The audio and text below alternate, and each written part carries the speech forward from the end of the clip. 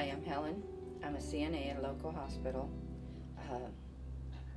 My husband passed this year, Bob Reichert. He passed May 4th.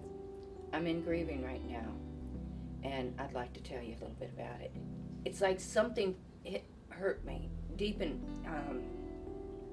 my soul. People don't understand that, but when a loved one's taken, it's like your soul hurts. Nobody can understand unless it happens to you. It's like you hurt so bad, and there's nobody you can tell. You can say anything you want, and everybody's always like, oh, I understand. No, you don't. My husband was a suicide, and that made it even worse. It's like he's gone. There's no getting him back. There was no closure because they take the body. I couldn't even go and brush his hair because you always think of the things, what can I do? I need to help him. Bob's been sick for a long time. He was sick for a long time. He had back pain and everything, and it seemed like every time I took him to a doctor, it was another medication.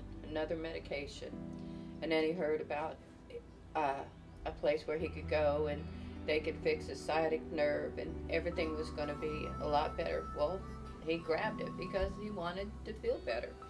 So we take him over, and he has the surgery. Within 2 hours of the surgery, they call me and say, Mrs. Reichert, we need you to come to the 4th floor. There's been an incident during your husband's, surgery. And I guess the nurse thought she was being funny or whatever. And she said, well, at least he's not paralyzed. And I said, what? Oh, you didn't know? No, nobody's called me yet. So I go up to the 4th floor. Now, mind you, I'm by myself, 130 some miles away from home. And I go up there, and Bobby's laying flat, and he's in pain. The doctor comes in, and he tells me 4 different times, I'm sorry, it's my fault. And he said, we have to ship your husband out to another hospital. Now he's going 30 some more miles. By this time, I called my boys, and I told them, get over here. I said, I don't know what's going on.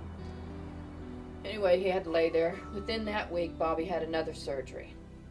The doctor came out, and he said, I don't know what they did, blah, blah, blah, whatever. Anyway, after that, Bobby started going downhill. He was already in pain. He was already depressed. All the medication he was on was not helping.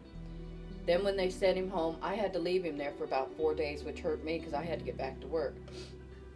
He comes home, all of a sudden I'm doing IV therapy. I'm not a nurse. I'm a CNA.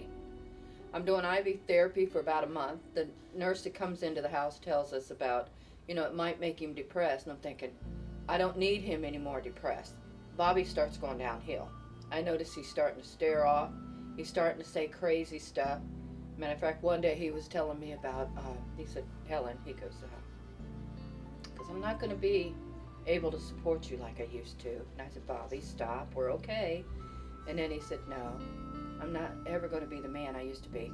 When he told me that, I didn't know he had been talking to some other people, but Bobby had planned his death.